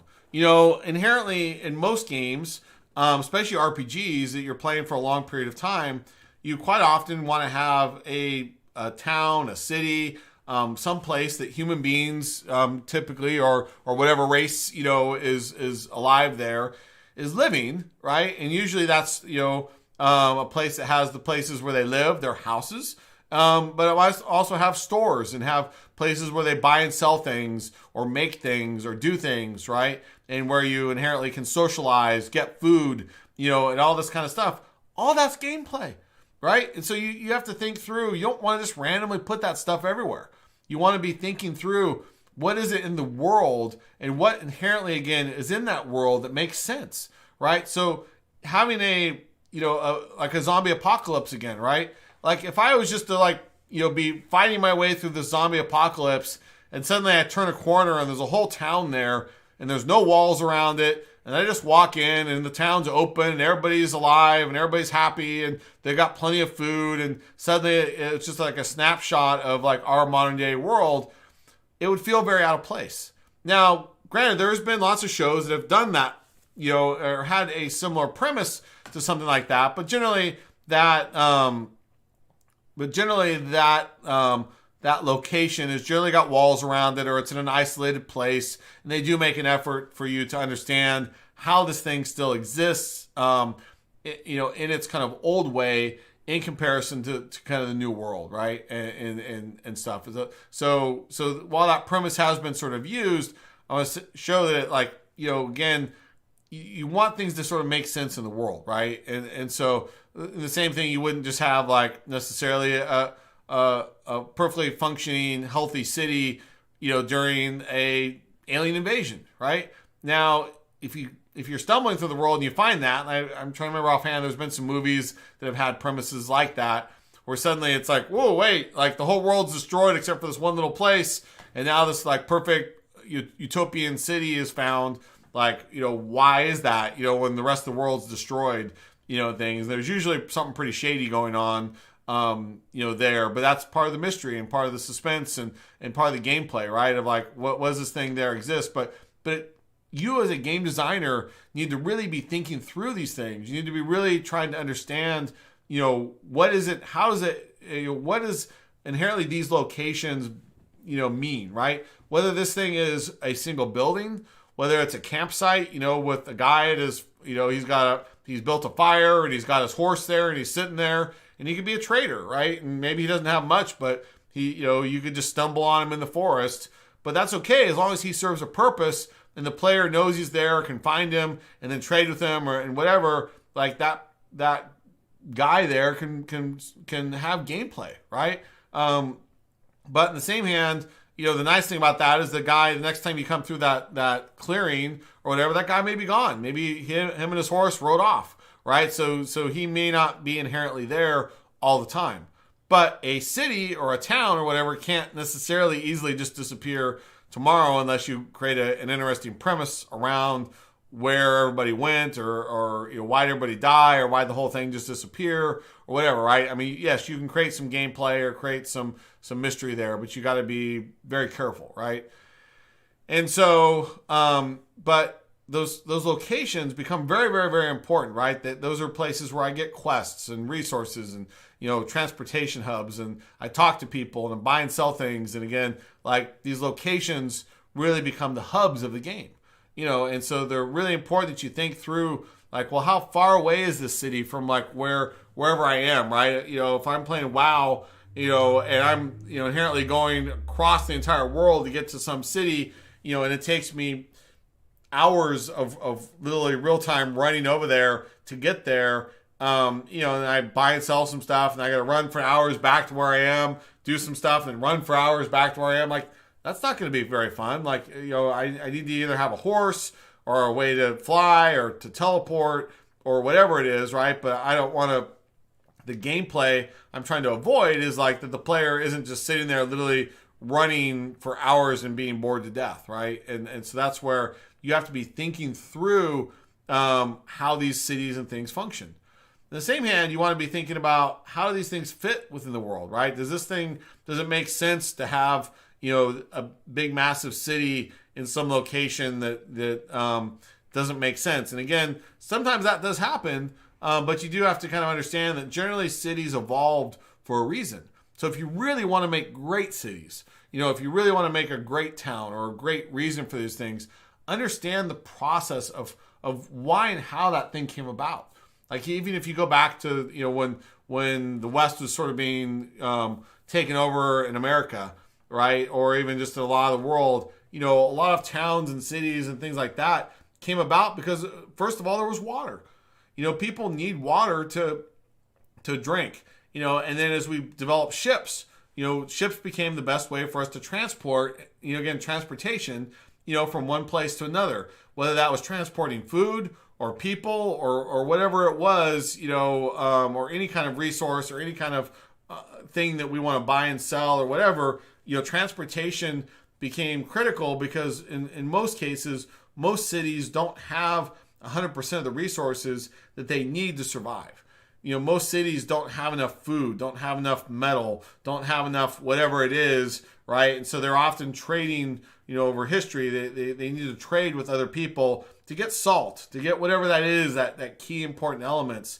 And so that's the reason why expansionism, throughout Western, history became so predominant, was that we were always expanding to really figure out our resource problem and quite often make money or do other things as well. But quite often it was like, we would be doing things because we were looking for gold, or we were looking for, fur, or we were looking for wood, or we were looking for some other resource, right? So if you really look back at the roots of a lot of the expansionisms and things like that went on in our society, it started there. And then people started there, they started to collect those resources there. So then they needed to buy and sell a little bit more, support that. And the thing just got bigger and bigger and bigger. And one store led to 2, that led to 100, and the cities just got bigger over time as more people moved there, and these things kind of support themselves, right? So the world itself has all these things that are inherent.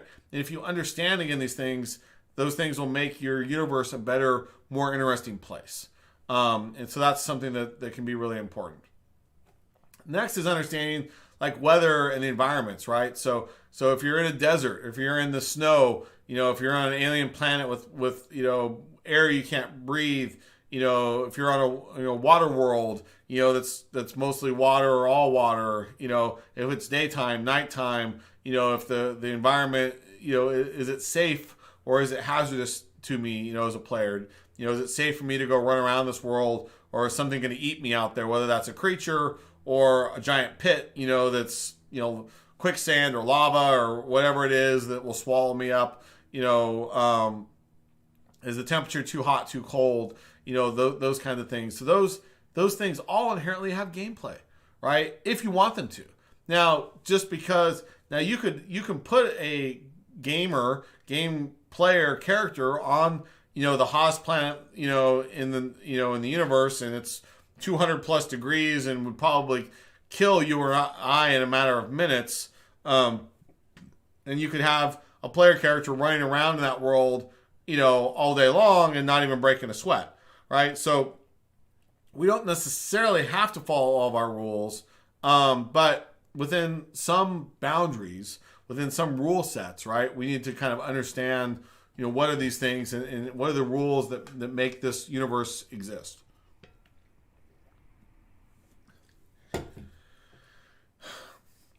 And then, things like light and dark gameplay. Is my planet always light or always dark? Or, does day-night shift and change as the player's playing? Does day-night change the gameplay?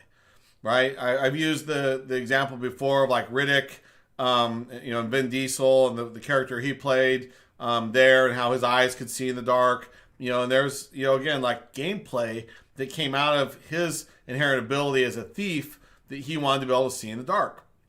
And so he gave himself the inherent ability of being able to see in the dark, but at the cost of he doesn't see very well in bright lights, right? And so everything had kind of a limiter. Like, yes, I got this special power, in this particular case was really given to him by technology. And that special power also had the limit in that, yes, you have better of this, but worse of this, right? Everything needs to have some trade-offs, right? Some costs or whatever. And so all these things then inherently, affect the game. These decisions that you're making, like having a world that's always dark. Like, okay, what would a world that's always dark look like? What would it be like? How do they have food? Like, if it's always dark, plants can't grow. There's no photosynthesis that's going to happen. So you're talking about being in, like, if you look at our real world, like in caves, right? And look at the environment that's developed deep in caves. Doesn't mean there can't be living things down there, but you get into all sorts of weird creatures that live, their whole lives down these caves with no sunlight, right? So it's that same thing. You would want to build a world that was believable. You want to build that world, inherently as part of that whole thing. And so your weather and your environment, whether there's storms all the time, or whatever it is, you need to be very aware that those things exist.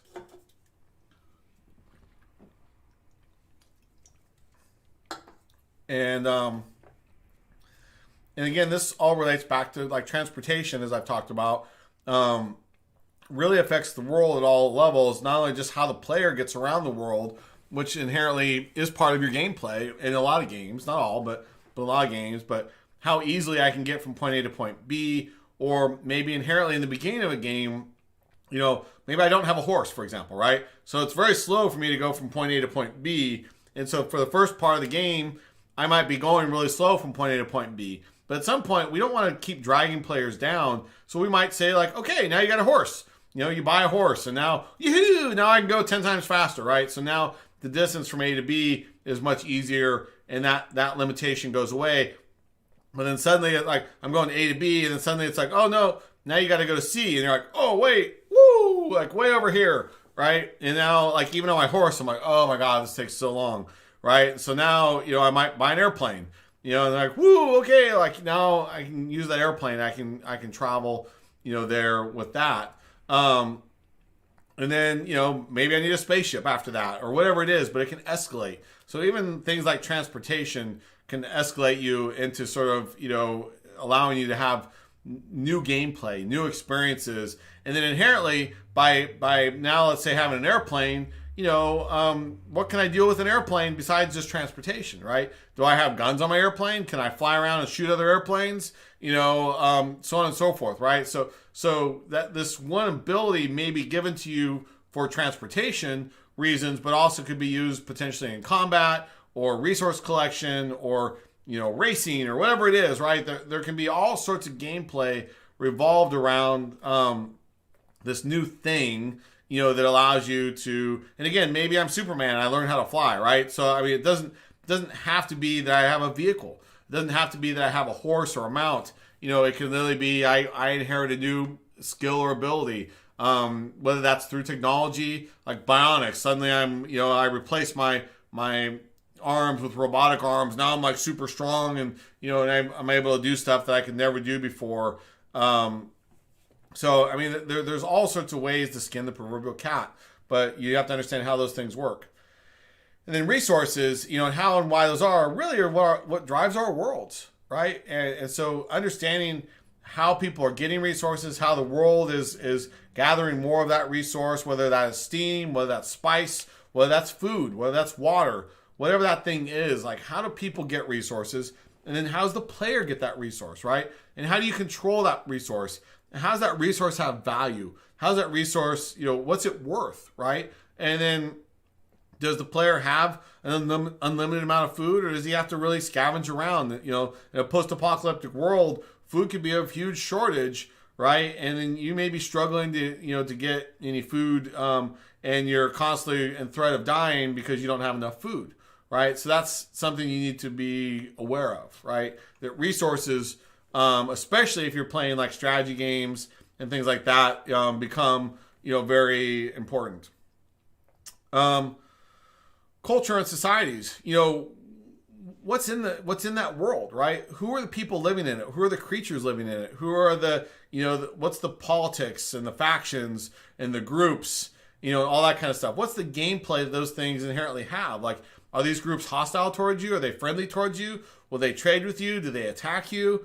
Are they neutral to you? And then each of those can have its own gameplay, right? Like one group could control the skies and have, all the flying creatures, or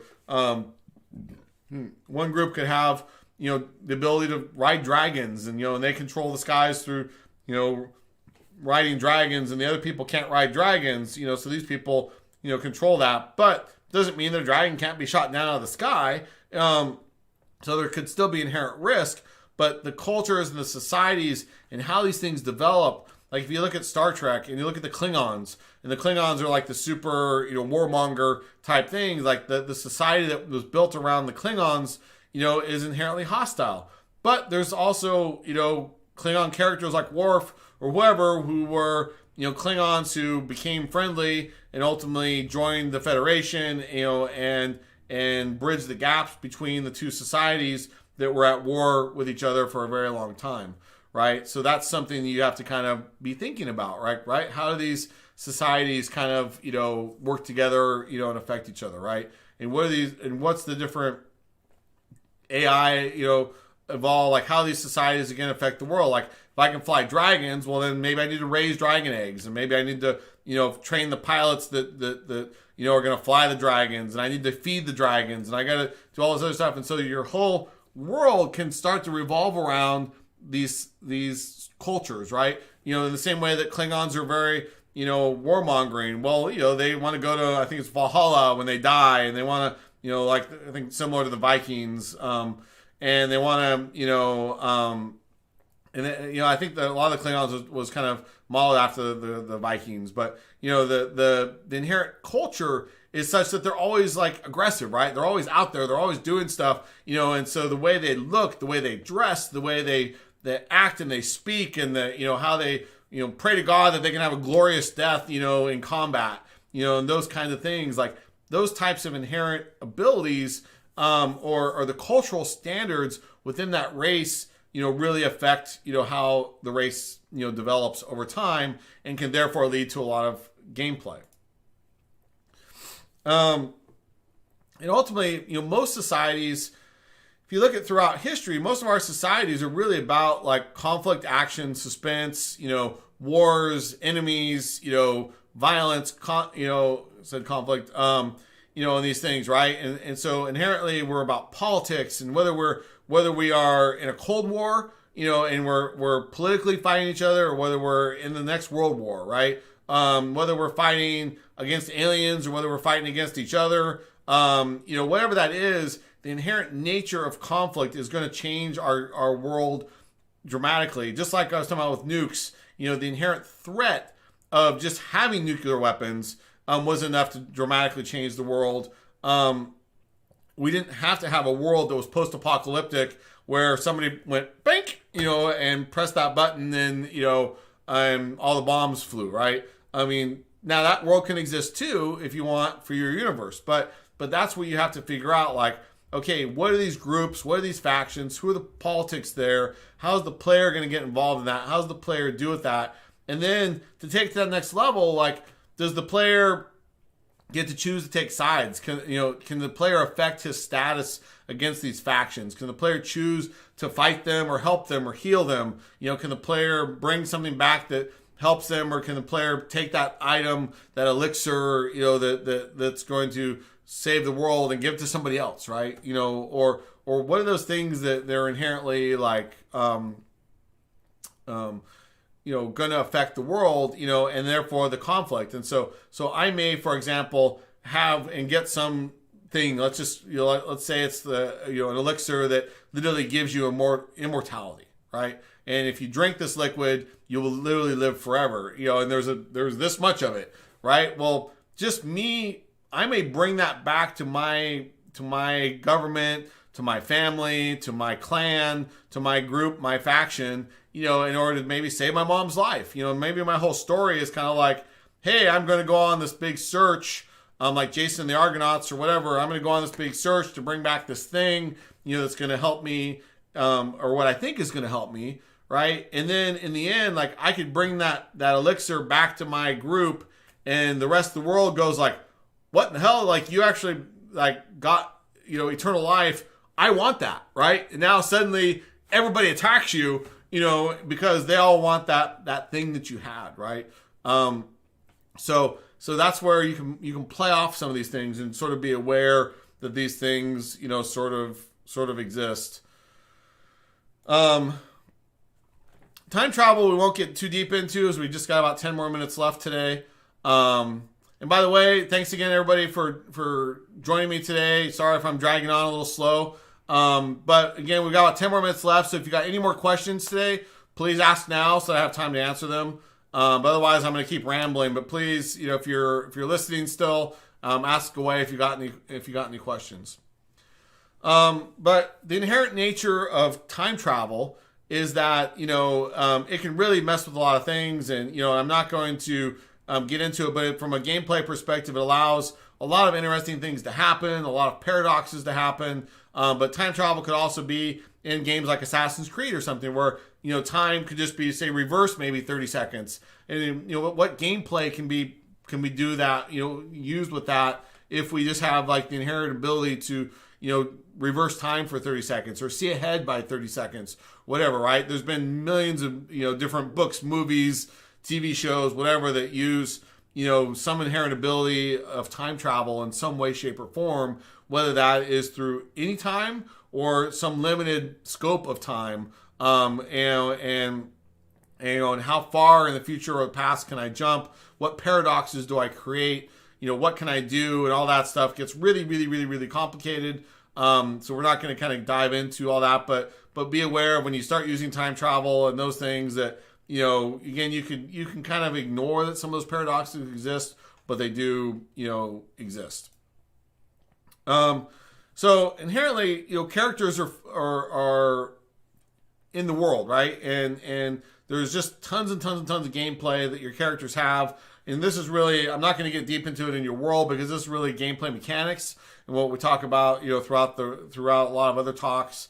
But you need to think about like how do these people affect how you move through the environment, how they affect how you survive, how they affect your technologies, the vehicles or your transportation systems, how they affect, your weapons and your technology levels, all these kinds of things, right? The characters in your game all will affect this thing in some way, shape, or form, right? So you do need to be aware of that, and be understanding about how all of the characters in the game come about and why they're there and what they're providing, to the player.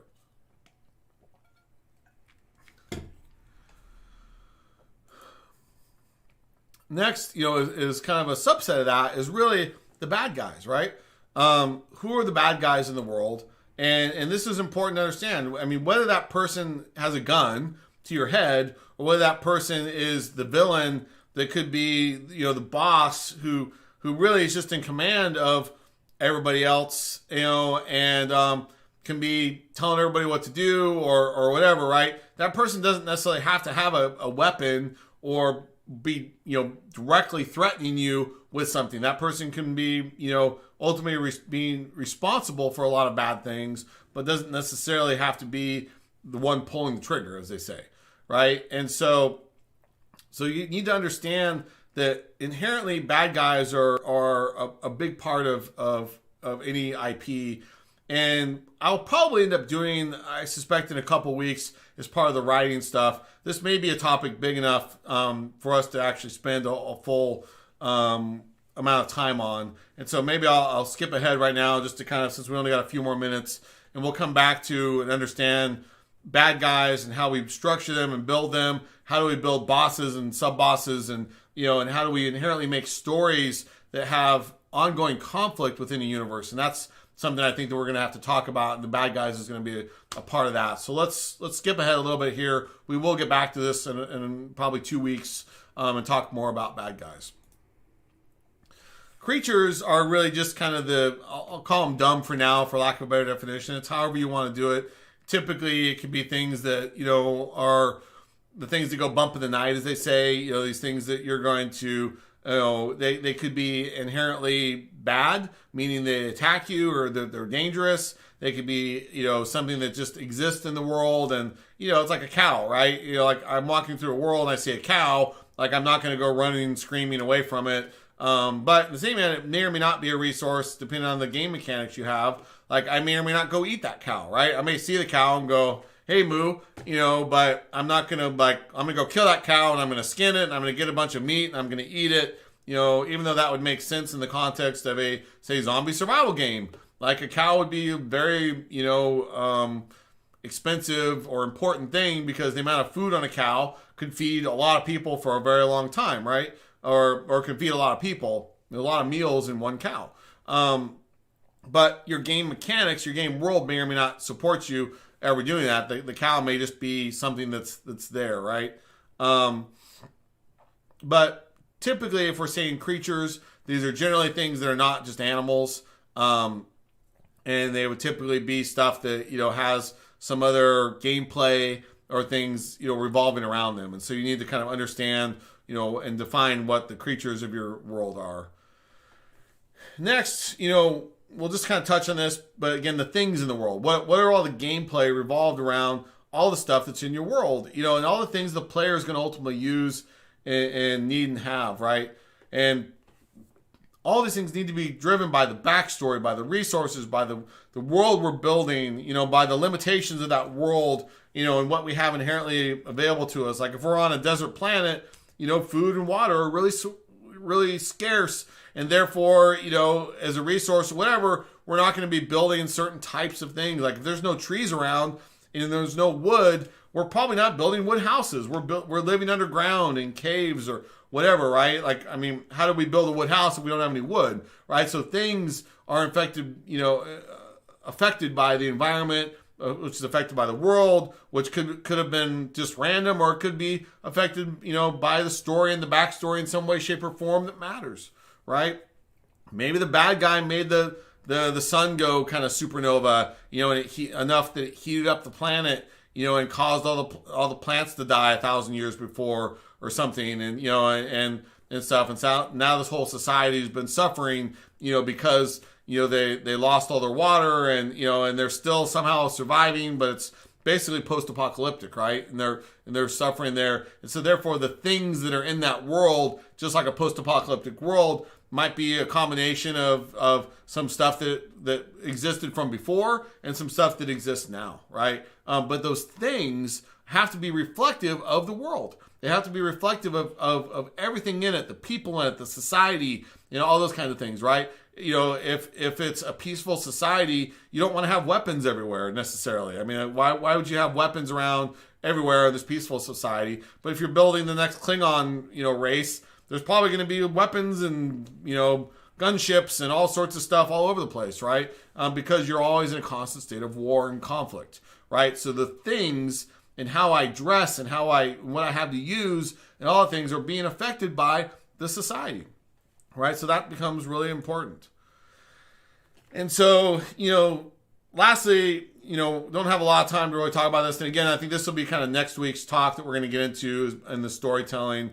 And so I'm not going to deep dive into this in our last minute, but we'll get into next week kind of how the world state, the world stories, and how the world and how it's created basically affect the storytelling, which ultimately affects the quests, which affect the objectives, which affects your missions, which really is your stories. What are you going to do in the world, right? So now, next week, we'll get into how does the world exist in such a way that it creates fun, right? How does that world exist that it creates interesting things for you to do? So, anyways, again, been pretty quiet today, but thanks for those of you that did watch and they're still with me. Again, appreciate your time, and Happy New Year's to everybody, and I look forward to seeing you in the weeks to come, in the months to come, this year as we continue to deep dive in game design and world building and everything else related to game development. So have a great week, and everybody, and be safe. Thanks, everybody, and again, hopefully you enjoyed today's talk and are getting some sense for what world building is. So take care again, and please again be safe. The world's crazy right now, so hopefully everybody's taking precautions. So take care now. Bye, everybody. Thanks, Cassie.